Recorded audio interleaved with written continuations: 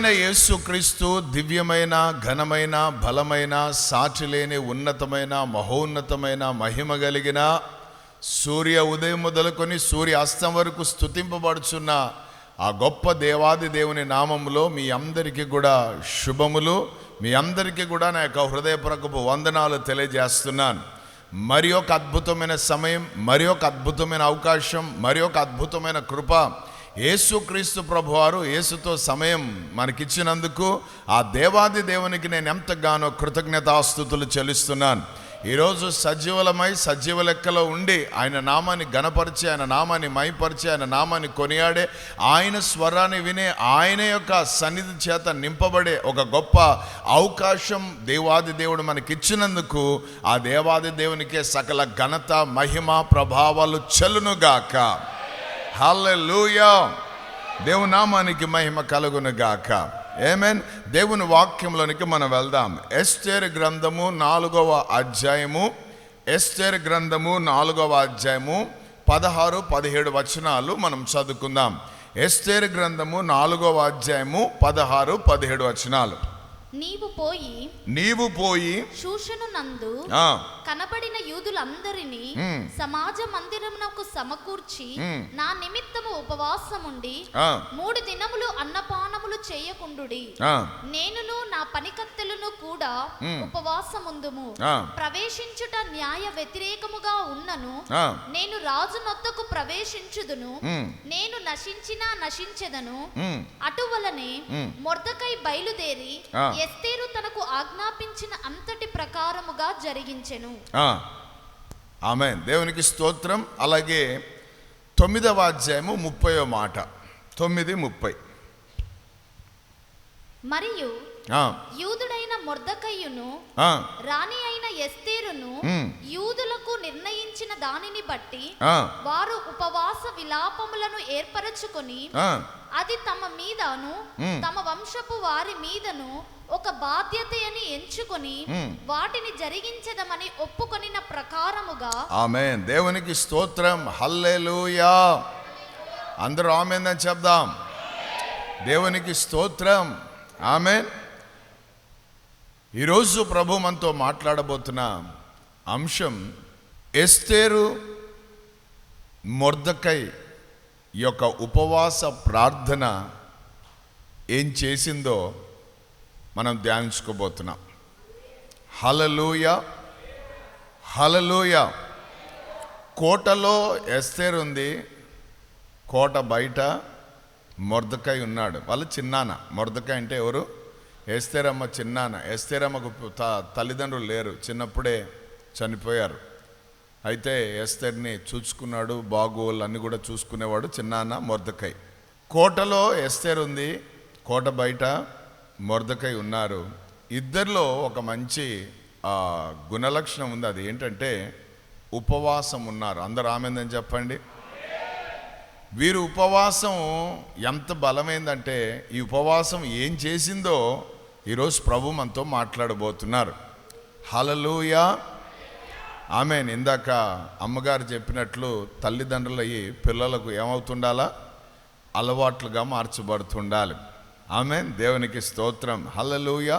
నీవు ప్రార్థనా పరుడవైతే నీ పిల్లలు కూడా, నీవు వాక్యం చదివేవాడవైతే నీ పిల్లలు కూడా, నీవు ధ్యానించు వాడవైతే నీ పిల్లలు కూడా, నువ్వు మందిరానికి వెళ్ళేవాడవైతే నీ పిల్లలు కూడా, నువ్వు దేవునికి ఇచ్చేవాడవైతే నీ పిల్లలు కూడా, నువ్వు సువార్త ప్రకటించేవాడవైతే నీ పిల్లలు కూడా. Praise the lord. హల్లెలూయా. అయితే ఈ ఎస్తేరు మొర్దెకై ఏం చేశారు తెలుసా? వారి యొక్క జాతి అయిన యూదులకే ఒక మాదిరిగా మార్చబడ్డారు.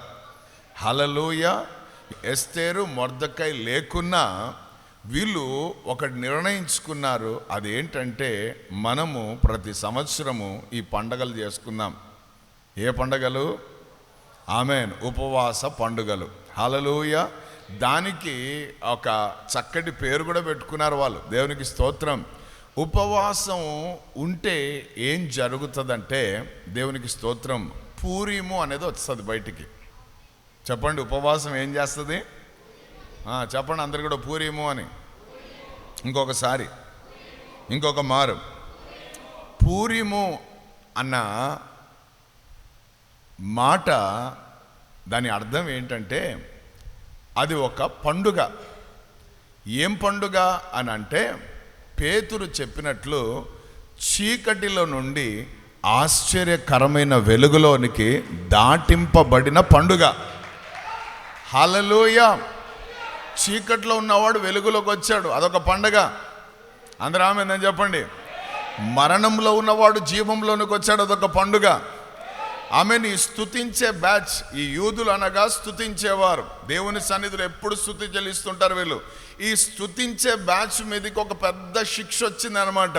వాళ్లకు లైఫ్ అండ్ డెత్ పరిస్థితి వచ్చింది అనమాట.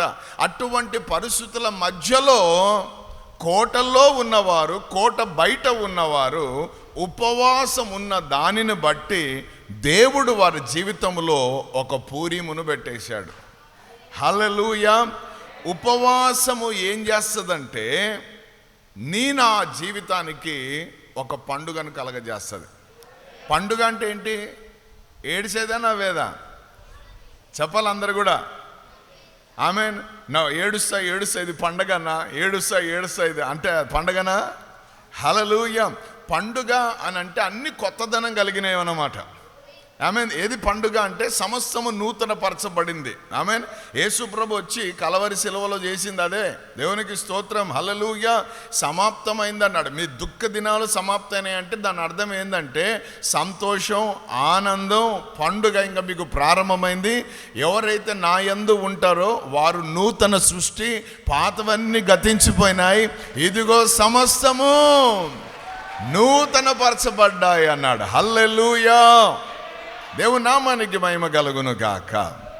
కాబట్టి ఇక్కడ మనం చూస్తే ఒక ఎస్తేరు ఉపవాసాన్ని ప్రకటించుకుంటే, ఆ ఎస్తేరు వాళ్ళ చిన్నాన్నకు కూడా ప్రకటిస్తే, ఆ చిన్నాన్న కూడా ఏం చేశాడు? యూదులకు అందరికీ ప్రకటిస్తే వీరందరూ చేసిన ఉపవాస ప్రార్థన ఎంత బలమైన కార్యం చేసిందో ఈరోజు ప్రభు వాక్యముల నుంచి మనతో మాట్లాడబోతున్నారు. హల్లెలూయా. దేవునికి స్తోత్రం. ప్రార్థన అనగా దేవునితో మాట్లాడుట. ప్రార్థన అనగా ఏమంటాం మనం? దేవునితో మాట్లాడుట. ప్రార్థన అనగా దేవునితో సహవాసం చేయుట అని మనం అంటాం. దేవునికి స్తోత్రం. కానీ ఇంకొక అద్భుతమైన నిర్వచనం ప్రార్థనకు పరిశుద్ధాత్ముడు ఇచ్చాడు. అదేంటంటే ప్రార్థన అనగా నిన్ను నువ్వు తగ్గించుకోవడం. సహవాసం బాగానే ఉంది, దేవునితో మాట్లాడడం బాగానే ఉంది, కేకలేసి అరిసి చప్పట్లు కొట్టి రకరకాలుగా. కానీ మూడో విషయమే ఈరోజు మన జీవితాల్లో కనబడ్డంలే. అదేంటి? ప్రార్థన అనగా తగ్గించుకోవడం. పక్కన వాళ్ళతో చెప్పండి, ప్రార్థన అంటే తగ్గించుకోవడం. ఈరోజు మీరు అందరూ ప్రార్థన చేసుకొని వచ్చారా అని అంటే మీ చేతులు పైకి ఎత్తబడలేదంటే దాని అర్థం ఏంటంటే ఈరోజు నువ్వు దేవుని సన్నిధిలో తగ్గించుకోలేదని అర్థం. ఈరోజు నేను ప్రార్థన చేసుకోలేదన్నా అంటే దాని అర్థం ఎట్లా తీసుకోవాలా? ఈరోజు నేను దేవుని సన్నిధిలో తగ్గించుకోలేదు. ఆమెన్. హల్లెలూయా. నాకు ప్రార్థనే రాదన్నా అంటే దాని అర్థం ఏంటంటే నాకు తగ్గించుకోవడమే రాదన్నా అని అర్థం. హల్లెలూయా. ఇది ఎప్పుడు మన మైండ్లో ఫిక్స్ అయిపోవాలా. ప్రార్థన అనగానే ఏంటి? తగ్గించుకోవడం. అందరూ ఆమేన్ చెప్పండి. హల్లెలూయా. యేసు ప్రభు వారు అందరికంటే ఎక్కువగా తగ్గించుకున్నారు. ప్రతి రాత్రి ఆయన పని ఏంటి? ప్రార్థన చేయడం. అంటే ఏం చేస్తున్నాడు? రాత్రంతా తండ్రి సన్నిధిలో తగ్గించుకొని ఉన్నాడు దేవుని బిడ్డలారా. ఆమేన్. హల్లెలూయా. ఎందుకు ప్రార్థన అనేది నేర్పించాడు యేసు ప్రభు వారు? ఎందుకు ప్రాధాన్యత ప్రార్థనకు ఎందుకు అంత ఎక్కువ ఇచ్చాడంటే ఈ తగ్గింపు లేని జీవితముతోటే లూసిఫర్ అనే ప్రధాన దూత కిందకు పడివేయబడ్డాడు, తోయబడ్డాడు. వాడొక మెరుపులా కిందకు వచ్చి పడ్డాడు. అంటే తండ్రికి ఇష్టము లేనిది ఏంటి? గర్వం. తండ్రికి ఇష్టం లేనిది ఏంటి? అహం. కాబట్టి ఆ తృణీకరించబడి తొయ్యబడిన వాళ్ళగా నీవు నేను ఉండవద్దని యేసుక్రీస్తు ప్రభువారు ఆయన అందుకే అంటాడు, నేను దీనుడను, నేను సాత్వికుడను, నా యొద్దకు వచ్చి మీరు నేర్చుకోండి అన్నాడు. సో ఇప్పుడు మనకు ఎవరి దగ్గరికి వెళ్ళి నేర్చుకోవాలి మనము? Praise the Lord. అందుకే శిష్యులు వచ్చి ఏమన్నారు? మాకు ప్రార్థన నేర్పి అయ్యా అన్నారు. హల్లెలూయా. అంటే దీని అర్థం ఎట్లా తీసుకోవాలా? మాకు తగ్గింపు నేర్పి అయ్యా. ఏమేను కొన ప్రాణాలు కొట్టి కొన ప్రాణాలు వదిలిపోయిన వాళ్ళు లేచి దుమ్ము దులుపుకొని వేరే ఊర్లకు పోయి సువార్త ప్రకటించినారు శిష్యులు. అంటే ఎంత తగ్గింపులోకి వెళ్ళిపోయినారు వాళ్ళు? కారణం ఏంటి? వారు పగలు 3 గంటలకు దేవాలయంలోనికి వెళ్ళి ప్రార్థన చేసేవారు. సమయం దొరికినప్పుడల్లా వాళ్ళు కూడుకొని కదా, ప్రతిరోజు ఇంటింటా వాళ్ళు కూడుకొని కదా, ఎడ తెగకుండా వాళ్ళు తగ్గించుకున్నారు. ఎడ తెగకుండా. అందరూ ఆమెందని చెప్పండి. లేనప్పుడు తగ్గించుకొని ఉన్నప్పుడు కొమ్ములు ఎత్తినావు అనుకో, అది ప్రమాదకరమైంది. హల్లెలూయా. ఆమె నీ జోబులో ఏమి ఉన్నా లేకున్నా నీవు ఒకేలాగుండాలి. నువ్వు కాదు నేను ఎప్పుడు మారనన్నా, నేను ఎప్పుడు ఒకటేలాగుంటానని నువ్వు చెప్పుకోవడం కాదు. నీ ఎదుటి వాడు నిన్ను చూసి అనాలి, ఏందయ్యా ఆ రోజు ఎట్లున్నావో ఈరోజు అట్లనే ఉన్నావు, ఆ రోజు ఎట్లున్నావమ్మా ఈరోజే ఎట్లున్నావు, సేమ్ ఆ రోజు ఈరోజు చూసాం, ఏమీ తేడలేదు. ఇంత డబ్బున్నా, ఇంత బంగ్లాలున్నా, ఇన్ని ఆస్తులున్నా, ఏమి లేని స్థితి ఉన్నా, ఇంత పరిస్థితి ఉన్నా, నీలో ఏ మార్పు లేదు, ఒకటేలాగున్నావు అని చెప్తే నువ్వు చెప్పాలి, నేను ఆరాధిస్తున్న దేవుడు నిన్న నేడు నిరంతరం యుగ యుగములు ఒకే రీతిగా ఉన్న దేవుడు. హల్లెలూయా. కాబట్టి అటువంటి ఆత్మీయ జీవితం ఈరోజు మనకు కావాలి. ఉపవాసం ఉండి తగ్గించుకున్నావంటే ఇది మామూలు విషయం కాదు. అన్నపానములు మాని నువ్వు ప్రభు దగ్గర తగ్గించుకోవడం అంటే మామూలు విషయం కాదు. ఇప్పుడు మీరు వచ్చినాడు చూడు, ఈ ప్రార్థన చాలా బలమైనది. అందుకే యేసుప్రభు అంటాడు, ఉపవాస ప్రార్థన తప్ప ఇటువంటివి వదిలిపోవు అన్నాడంటే దాని అర్థం ఏంటంటే, నువ్వు ఎంత తగ్గించుకొని ప్రభుతో నువ్వు గడుపుతావో నీకు అంత శక్తి ప్రభు నీకు ఇస్తాడు, అంత బలము నీకు ఇస్తాడు, అంత ప్రభావం నీకు ఇస్తాడు, అంత ధైర్యం నీకు ఇస్తాడు, అంత అధికారం నీకు ఇస్తాడు. అంతేకాదు, ఇచ్చిన అధికారం అంత బలంగా నువ్వు వాడేటట్టు నీకు తన కృపను అందిస్తాడు. హల్లెలూయా. సో ఎస్తేరు ప్రార్థన ఏం చేసిందంటే పూరీమును కలగజేసింది. అంటే యూదులందరూ కూడా ఒక పండగ చేసుకునే వాతావరణాన్ని కలగజేసింది. నజరేయుడైన యేసు నామములో నా ప్రార్థనలు కూడా ఆ రీతిగా మార్చబడును గాక. ఆమేన్. మన భారతదేశం పండుగ చేసుకోవాలి యేసు నామములో. ఏ పండుగ అంటే మన దేశం మీద నుంచి చీకటి తొలగిపోయిన పండుగ, సాతాను అధికారము తొలగిపోయిన పండుగ, అపవాది క్రియలు లయమైపోయిన పండుగ, అపవాది శక్తులన్నీ పటాపంచలైపోయిన పండుగ, ఆత్మ వర్షముతో మన భారతదేశము తడిచి ముద్దయ్యే పండుగ. హల్లెలూయా. తొలకరి కడవరి వర్షం ఒకేసారి మన దేశం పైన కుమ్మరించబడిన పండుగ యేసు నామములో పెంతెకోస్తు పండుగ జరుగును గాక. అది జరగాలంటే నువ్వు తగ్గించుకోవాలి. అది జరగాలంటే నువ్వు ఉపవాసం ఉండి ప్రార్థన చేయడం నేర్చుకోవాలి. సమస్య పెద్దది, సమస్య చాలా జటిలమైనది, సమస్య చాలా కష్టమైనది. ఎందుకంటే ఆయన రాజు, నేను రాణినే. కానీ ఆ రాజుకి ఎంతోమంది రాణులు ఉన్నారు.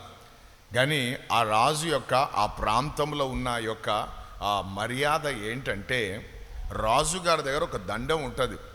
ఆ దండాన్ని పట్టుకొని రాజుగారు అట్లా తిప్పుతాడు. ఎవరైతే ఆయనకి ఇష్టం అవుతారో, ఎవరి పట్ల ఆయనకు ఆ మనసు పడుతుందో అటువంటి వారి దగ్గర ఆ దండం అట్లా నిలబెడతాడు. నిలబెట్టిన వెంటనే నువ్వు సెలెక్టెడ్ అమ్మా రాజు దగ్గరికి వెళ్ళడానికి అని ఆ ఊర్లో, ఆ ప్రాంతంలో, ఆ రాజ్యంలో అది ఒక అలవాటు అన్నమాట. సో రాజు నన్ను చూడు, రాజు ఏ రాజు నన్ను చూడు అని పిలవడానికి లేదు. అక్కడ ఎత్తుకుపోయి లోపలే వేస్తారు. దేవునికి స్తోత్రం. ఒక క్రమం ఉంటుంది అన్నమాట, ఒక పద్ధతి ఉంటుంది. హల్లెలూయా. దేవునికి స్తోత్రం. మార్కెట్లలో ఏముంటుంది? శబ్దాలు ఎక్కువ ఉంటాయి. కూరగాయల మార్కెట్లో, చేపల మార్కెట్లో. దేవునికి స్తోత్రం. అది పెద్ద మాల్స్లోకి వెళ్ళండి, ఏముంటుంది? మామూలు ఉండవు. మరి సైలెంట్ కూడా, పిన్ను పడినా శబ్దం వస్తుంది. ఆమేన్. హల్లెలూయా. దానికి దీనికి తేడా అన్నమాట. కొంచెం అక్కడిది ఇక్కడ తెచ్చిపెట్టినా, ఇక్కడిది అక్కడ తెచ్చిపెట్టినా అది రివర్స్ అయిపోతుంది కేసు అంతా. Praise the lord. Hallelujah. So ఇప్పుడు అది పరిస్థితి అన్నమాట. ఆ యూదుల మీదకి ఒక శత్రువు కంకణం కట్టుకొని యూదులే లేకుండా చేయాలని ఒక భయంకరమైన ఆలోచన చేసి, అంటే స్తుతించేవారే లేకుండా చేయాలని వాడు కంకణం కట్టుకొని సైతారగాడు స్తుతిస్తే వాడికి భలే బాధ. ఆమేన్, హల్లెలూయా. అన్న నేను బాగా పాటలు పాడుతానన్నా, నేను బాగా ఆరాధన చేస్తానన్నా, బాగా చప్పట్లు కొడతానన్నా, బాగా ఎగురుతా అంటే నిన్నే చూస్తుంటాడు వాడు ఎట్లా అంచుదామా అని. నీ ఉజ్జీవాన్ని సల్లార్చడానికి 4 ఫైర్ ఇంజన్లను పంపిస్తాడు. సల్లే సల్లే అని కొట్టేటోళ్ళు ఉంటారు. ఆమేన్, హల్లెలూయా. ఆమె పోలే అంటుండాలి మనం దేవునికి, హల్లెలూయా. సో ఇప్పుడు యూదులతో పెట్టుకున్నాడు వాడు. ఎవడు వాడు? హామాన్ అనేవాడు. దేవునికి స్తోత్రం, దేవునికి స్తోత్రం, హల్లెలూయా. ఒక యూదుడు వానికి దండం పెట్టలేదని, యూదుడు వానికి నమస్కారం చేయలేదని వాడికి లోపల పగ పెట్టుకున్నాడు అన్నమాట. అందరు చెప్తారు వీడు నమస్కారం అన్నాడే, అందరు చెప్తాడు వీడు వంగడే అని వాని మీద పెట్టి వాడి జాతికే పెట్టాడు టార్గెట్.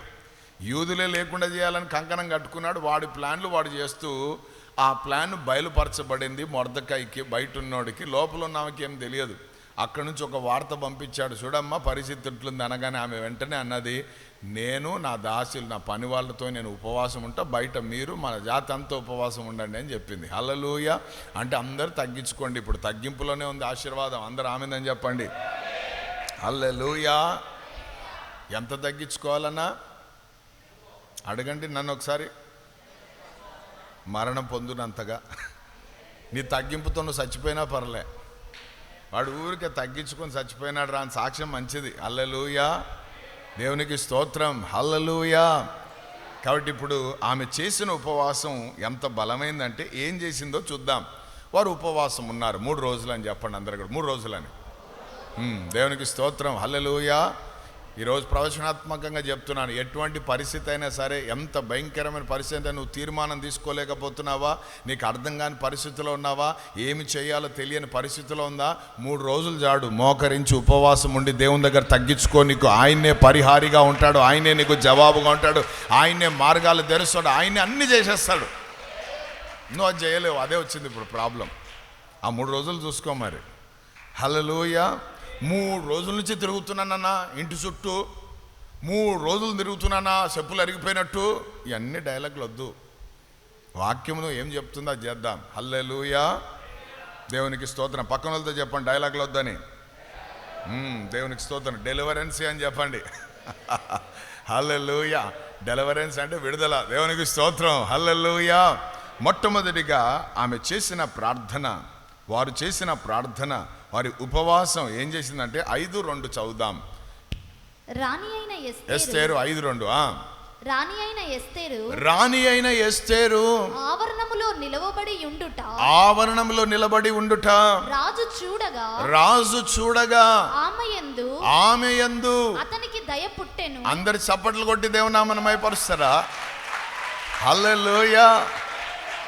ఉపవాసముతో కూడిన ప్రార్థన ఏం చేస్తుంది అంటే ఫస్ట్ చేసే పని దయ పుట్టిస్తుంది. ఆమేన్. నువ్వు ఎక్కడ నిలబడ్డావో, నువ్వు ఏ ప్రాంతంలో నిలబడ్డావో, నువ్వు ఏ ప్రాంతంలో నిలిచి ఉన్నావో, ఎక్కడ భయము మధ్యలో ఉన్నావా, కృంగుదల మధ్యలో ఉన్నావా, చింత మధ్యలో ఉన్నావా, అవిశ్వాస పరిస్థితుల మధ్యలో ఉన్నావా, హోప్లెస్ కండిషన్ మధ్యలో ఉన్నావా, నిరీక్ష లేని పరిస్థితుల మధ్యలో ఉన్నావా, నీకు ఒక శుభవార్త. నిన్ను తగ్గించుకొని ఉపవాసం ఉండి ప్రార్థన చేస్తే నీ మీదికి దేవుని దయ దిగి వస్తుంది. దేవుని బిడ్డలారా, దేవునికి స్తోత్రం, హల్లెలూయా. ఆమెన్. గాడ్స్ ఫేవర్ అని చెప్పండి అందరు కూడా. ఆమెన్. గాడ్స్ గ్రేస్ వేరు, గాడ్స్ ఫేవర్ వేరు. ఆమెన్. దేవుని కృప వేరు, దేవుని దయ వేరు. అమ్మో, దయ చాలా బలమైనది. దేవునికి స్తోత్రం, హల్లెలూయా. దయ ఎవరికైతే దేవుని పట్ల దయ కలుగుతుందో, ఎవరి మీదైతే దేవుడు తన దయను కనుపరుస్తారో, వారి ఒక్క నెత్తి మీద ఉన్న కిరీటం ఎప్పటికీ ఉండిపోతుంది. దేవుని బిడ్డలారా, దేవునికి స్తోత్రం, హల్లెలూయా. నీతిమంతుని తల మీద ఉన్న ఆశీర్వాదాలు ఎప్పటికీ ఉండిపోతాయి. ఎందుకంటే అవి ఆయన దయ కాబట్టి. దేవునికి స్తోత్రం, హల్లెలూయా. విశ్వాసముగా, యథార్థంగా, ఎడతెగకుండా నీవు ఉపవాసం ఉండి దేవుని సన్నిధికి వస్తున్నావు చూడు.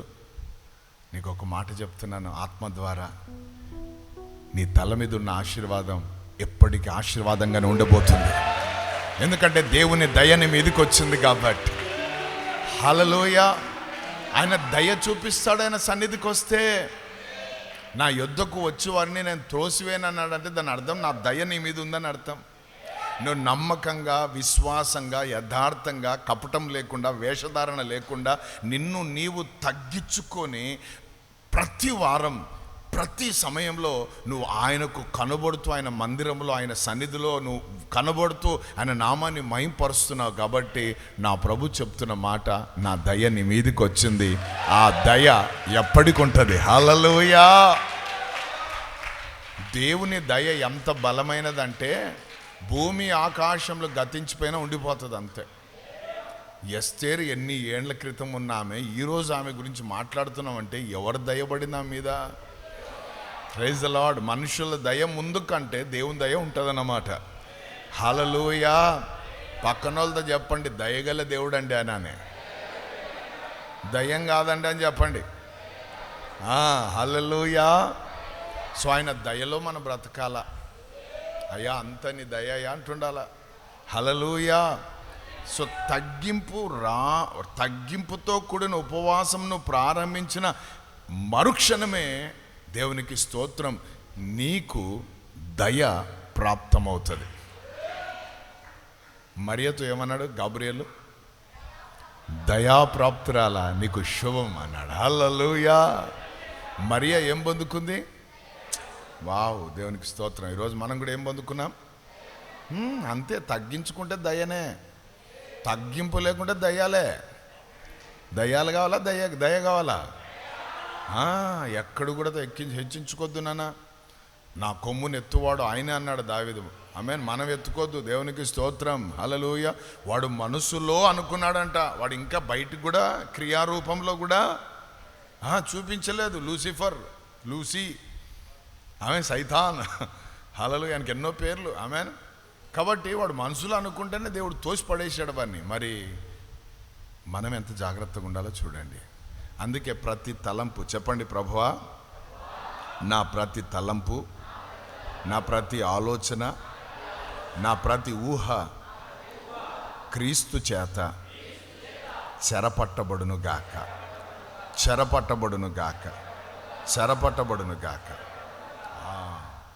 అంటే దాన్ని జైల్లో వేసేసినావు. నీ థాట్స్ అన్ని జైల్లో ఉన్నాయి. ఆమేన్. యేసయ్య చెరలో. హల్లెలూయా. దేవునికి స్తోత్రం. సో మొట్టమొదటిగా ఏం పుట్టింది వాళ్ళకు? రాజు గారికి దయ పుట్టింది. దయ పుట్టేటట్టు చేసేదే ఉపవాస ప్రార్థన. నువ్వు తగ్గించుకొని దేవునితో మాట్లాడితే దేవుని దయ ఉంటుంది, మనుషుల దయ నీ మీద ఉంటుంది. అందుకే యేసు ప్రభువారు దేవుని దయలో, మనుషుల దయలో, వయసులో, జ్ఞానములో వర్ధిల్లుచుండెను అన్న మాట రాబడింది. సమూయేలు ఆమె చిన్నవాడు కదా, చిన్న బాలుడు. పాపం ఆమె పాలు విడిచిన మరుక్షణమే తల్లి మందిరంలో వదిలేసి వెళ్ళిపోయింది కదా. సంవత్సరానికి ఒక్కసారి చూశాడు అమ్మను నాన్నను. దానికి మించి ఆయనకు దర్శనాలు వాళ్ళ అమ్మ నాన్నతో పనే లేదు. ఎప్పుడు చూసినా ఆ పాస్టర్ని చూస్తాడు, ఆయన చెప్పిన మాటలు వింటుంటాడు. ఆ మందిరం ఊడ్చుకోవడం, డోర్లు మూయడం, డోర్లు తెరవడం, ఆ దీపం ఆరిపోకుండా నూనె పోసుకోవడం. హల్లెలూయా. ఇంటర్వెల్ లాగా సుర్రని ఊరికి పోయి మళ్ళీ అమ్మ బాగున్నా, నాకు బాగుంది, ఆకలి ఎత్తుని పెట్టాని తిని మళ్ళీ సుర్రని వచ్చేది కూడా లేదు. హల్లెలూయా. సంవత్సరానికి ఒక్కసారి వాళ్ళ అమ్మ డ్రెస్ కుట్టించుకొని తీసుకొని వస్తుంది, అది వేసుకొని ఆ బుడిబుడోడు తిరుగుతుంటాడు లోపల. అయితే అద్భుతం ఏంటంటే అక్కడ వచ్చిన వాళ్ళు అందరూ చూశారు. ఎందుకంటే వాడు ఉంది దేవుని మందిరంలో. ఆమేన్. దేవుని మందిరంలో ఉండడం అనేది మామూలు విషయం కాదు. ఎవరు దేవుని మందిరంలో నిలబడగలుగుతారంటే తగ్గింపు లక్షణం కలిగినోడే. ఎంతోమంది వస్తుంటారు, పోతుంటారు. వాళ్ళు ఎందుకు నిలబడలేరంటే వాళ్ళలో ఇది లేదు. ఏది లేదు? నా మందిరము సమస్త జనులకు తగ్గించుకుంటే మందిరం. ప్రార్థన అంటే ఇంకా అదే గుర్తుపెట్టుకోండి, ఇంకా వేరే వద్దు. ప్రార్థన అంటే ప్రార్థన పోదాంరా అంటే దాని అర్థమైంది, ప్రార్థనకి రండి అంటే దాని అర్థమైంది తగ్గించుకుందాం రా అని అర్థం. హల్లెలూయా. ప్రార్థన చేసుకుందామంటే దాని అర్థమైంది. ఈరోజు ప్రార్థన చేసుకోలేదంటే దాని అర్థమైంది. మీరు అంత జ్ఞానులు నేర్చుకున్నారు. హల్లెలూయా. కాబట్టి అక్కడికి వచ్చే వాళ్ళందరూ సమూయేలుని చూశారు, వాడి పరిచర్య చూశారు. చిన్న పిల్లోడు నిజంగా, ఎంత చిన్న చిన్న చేతులు, చిన్న చిన్న కాళ్ళు, అయ్యో ఎంత బుడ్డోడు, డోరేమో పెద్దగా ఉంది, పోయి మూస్తున్నాడు, అబ్బా ఎంత చిన్న చేతులతో నూనె పోస్తున్నాడు, అబ్బా దీపమే ఆరిపోకుండా అబ్బాబా అని. ప్రతి ఒక్కరి దయ ఎవరి మీదకి వచ్చిందట? బైబిల్లో ఇద్దరి గురించి ప్రత్యేకంగా రాయబడింది, యేసు ప్రభు గురించి, సమూయేలు గురించి. వారు దేవుని దయలో మనుషుల దయలో వర్ధిల్లుచుండెను. దేవునికి స్తోత్రం. దయ పుడుతుందన్నమాట. అన్నా క్రూరుడు అన్న మా ఆఫీసరు, క్రూరులు అన్న మా సూపర్వైజర్లు, క్రూరులు అన్న వాళ్ళ ముందు ఎట్లా పోవాలో తెలియదు, అంత లంచగుండెతనం కలిగిన వాళ్ళన్నా, వాళ్ళకి లంచం ఇస్తే కానీ పనులు చేయరన్నా, ఎట్లా నా పరిస్థితి అంటే 3 రోజులు తగ్గించుకో, ప్రార్థనలు ఉండు, తగ్గించుకొని ప్రార్థన చేసుకో. ఆమెన్. వాళ్ళ ముందుకు పోయి నిలబడు. దేవునికి స్తోత్రం. నిన్ను చూసిన మరుక్షణమే హల్లెలూయా, నిన్ను బుక్ చేయాలని నీకు ఎక్కువ పనులు పెట్టి నిన్ను ప్రార్థనకు పోకుండా, మందిరానికి పోకుండా, సహవాసంలో ఉండకుండా చెయ్యాలని కొంతమంది గుల్లిపాయలు పడి కొన్ని ప్రాంతాలు కొన్ని చేసి, వాళ్ళు చేసిన వాళ్ళని అద్భుతం ఏంటంటే వాళ్ళ మీద వీడి చూపు పడుతుంది కానీ నీ మీద దయ పడుతుంది. అమ్మా పోమా ప్రార్థన పో ప్రార్థన పో ఏ బాబో పో ప్రార్థన పోండి అని అది వాళ్ళే పంపిస్తారు. ఏమే దొంగగా రావాల్సిన అవసరం లే, గసపెట్టుకుంటూ రావాల్సిన అవసరం లే, దొరలు రాగరండి, ముసుగులు వేసుకొని రావాల్సిన అవసరం లే, క్లియర్గా రండి. కరోనా లేదు కదా, దేవుని స్తోత్రం. హల్లెలూయా. అది ముసుగు అనిపించినప్పుడల్లా నాకు అనిపిస్తుంది ఇంకా కరోనా వైరస్ అని తిరుగుతుందా, సైతాను పోలేదా ఇంకా అని. ఆమెన్. క్లియర్గా ఉండండి. హల్లెలూయా. ఎందుకంటే ఆయన ముఖ కాంతి మన పైన ప్రకాశింపబడుతుంది కాబట్టి, మన ముఖములో వెలుగుంది కాబట్టి, వెలుగు అనేకులకు వెలుగునిస్తుంది కాబట్టి రాసుకోద్దు. హల్లెలూయా. ఆమేన్. దేవునికి స్తోత్రం. సో దేవుని దయ ఉంది మన మీద. సో ఎస్తేరు ప్రార్థన ఏం చేసింది? దయను పుట్టించింది. దాని తర్వాత చూడండి ఏం జరిగిందో. 3వ వచనం 5:3. రాజు రాణి అయిన ఎస్తేరు నీకేం కావాలను నీ మనవి ఏంటి? రాజ్యంలో సగం మట్టుకు నీకు అనుగ్రహించదనని ఆమెతో చెప్పగా, ఎస్తేరు రాజునకు యుక్తముగా తోచిన ఎడల నేను రాజు కొరకు సిద్ధము చేయించిన విందుకు రాజువైన తామును. చాలండి. దేవునికి స్తోత్రం. ఇక్కడ రెండవ విషయం ఏంటంటే, రెండవ అద్భుతమైన విషయం ఏంటంటే, నీవు తగ్గించుకొని ఉపవాసం ఉండి ప్రార్థన చేయడం ప్రారంభిస్తే నీవు వివేకముగా ప్రవర్తించడం ప్రారంభిస్తావు. వివేకము కలుగుతుంది నీకు, అండర్స్టాండింగ్. ఆమెన్. ఎస్తేర్ని ఇంకేం లేదు, డైరెక్ట్ అడుగుతున్నాడు, ఎస్తేర్ నీకేం కావాలా? నా రాజ్యంలో సగం మటుకు నీకు ఇచ్చేస్తానన్నాడు. ఎంత ఆఫర్ కదా అది. Praise the Lord. సగం ఇచ్చేస్తే ఇంకా ఆయనకేముంటుంది? ఆధిపత్యం తీసుకొచ్చి మరి. హల్లెలూయా. ఆఫర్ వచ్చింది కానీ వెంటనే దుడుకుతనం లేదు ఆమెలో. వివేకముగా, అంటే తాత్కాలికంగా పరిస్థితులు మార్చాలన్న ఆలోచన ఆమె చేయడం లేదు. ఆమెన్. తాత్కాలికమైన జవాబులు పొందుకొని తృప్తి చెందాలని అనుకోలేదు. ఎక్కడైతే సమస్య వచ్చిందో ఈరోజు, ఈ సమస్య నెక్స్ట్ ఎవ్వరికి కూడా సంభవించొద్దు. నెక్స్ట్ ఈ యొక్క సమస్యను బట్టి ఎవ్వరు కూడా, నా వారు కావచ్చు, నా ఇంటి వారు కావచ్చు, నా కుటుంబస్తులు కావచ్చు, నా రక్త సంబంధులు కావచ్చు, మా వంశస్థులు కావచ్చు, మా వారు కావచ్చు, ఎవ్వరు కూడా దీన్ని ఫేస్ చేయొద్దని ఆమె వివేకంగా అది వేరుతో సహా ప్రక్కించి వేయాలన్న ఆలోచన చేసి, ఆమె రాజు గారితో ఎంత వివేకంగా, ఎంత జాగ్రత్తగా, ఎంత జ్ఞానంగా మాట్లాడుతుందంటే, దేవునికి స్తోత్రం. అయ్యా ఒక విందు చేస్తానయ్యా, మీరు తమ రావాలి అని చక్కగా అడుగుతోంది. ఆకాశమందు నీవు తప్ప నా